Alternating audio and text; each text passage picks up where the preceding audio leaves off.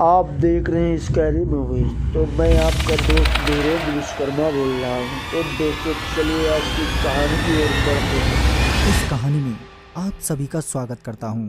अगर आप इस चैनल पर नए हैं तो सब्सक्राइब करना ना भूलें और साथ ही बेल आइकन को भी जरूर दबाएं ताकि आपको नई वीडियो की नोटिफिकेशन जल्द ही मिल जाए।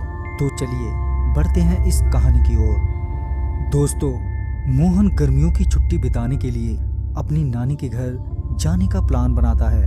मोहन को शहर की भीड़-भाड़ और तंग गलियों से गांव की हरियाली, खुलापन ज्यादा पसंद था। जैसे ही छुट्टियां शुरू हुई, मोहन अपने नानी के घर यानी ननिहाल पहुंच गया। तो फिर क्या था, दिन भर दोस्तों के साथ मस्ती, कभी खेतों में, कभी बगीचे में और तो और गर्मियों में सबसे पसंदीदा जगह गांव का तालाब, जहां सभी बच्चे धमा चौकड़ी मचाते थे। ऐसे ही एक दिन मोहन और उसके दोस्त गांव के तालाब से लौट रहे होते हैं कि रास्ते में मोहन को अचानक ही बहुत कमजोरी लगने लगती है, साथ ही सर भी भारी हो जाता है।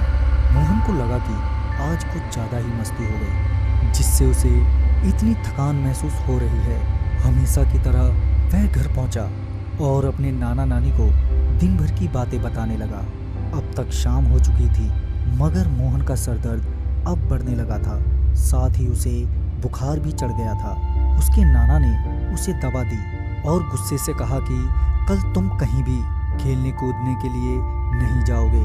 देखो क्या हालत हो गई है तुम्हारी, इतनी भी मस्ती ठीक नहीं, अब सो जाओ, सुबह तक ठीक हो जाओगे। अपने नाना की ये सब बातें सुनकर मोहन सो जाता है।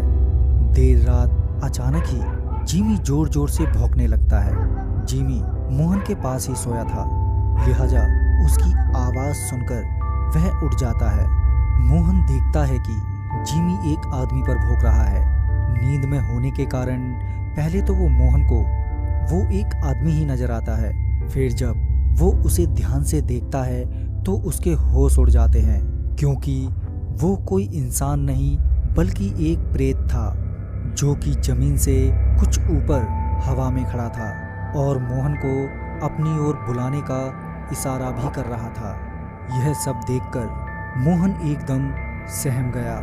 वो अपनी जगह से हिल ही नहीं पा रहा था कि तभी जिमी के लगातार भौंकने से उसके नाना नानी भी जाग जाते हैं। जब उसके नाना जी मोहन के पास पहुंचे तो देखा कि मोहन बहुत ही घबराया हुआ है और डर से कांप रहा है। जब नाना जी ने उसे हाथ लगाया तो पाया कि उसका शरीर एकदम ठंडा हो गया है।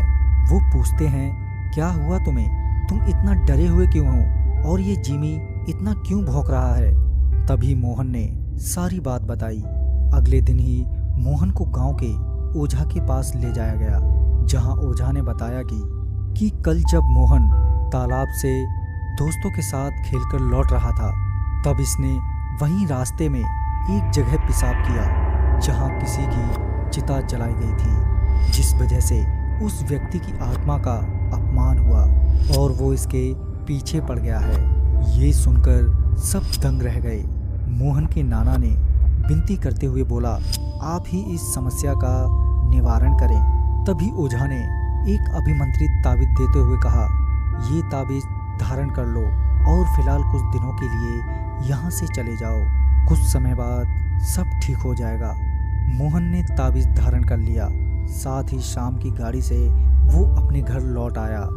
दोस्तों कहते हैं कि अगर हमें अनजानी जगह पर पेशाब आ जाए तो पेशाब करने से पहले खांसना या मत होना चाहिए, ताकि अगर कोई अदृश्य शक्ति वहाँ मौजूद हो तो वो वहाँ से दूर हट जाए। तो दोस्तों इस वीडियो में बस इतना ही। दोस्तों ऐसी किसी भी घटना का सत्य होने का दावा नहीं करता। दर्शकों से हमारी अपील है कि सिर्फ आप इसे मनोरंजन की दृष्टि से ही देखें। जल्द ही मिलता हूँ, तब तक के लिए बाय, टेक केयर।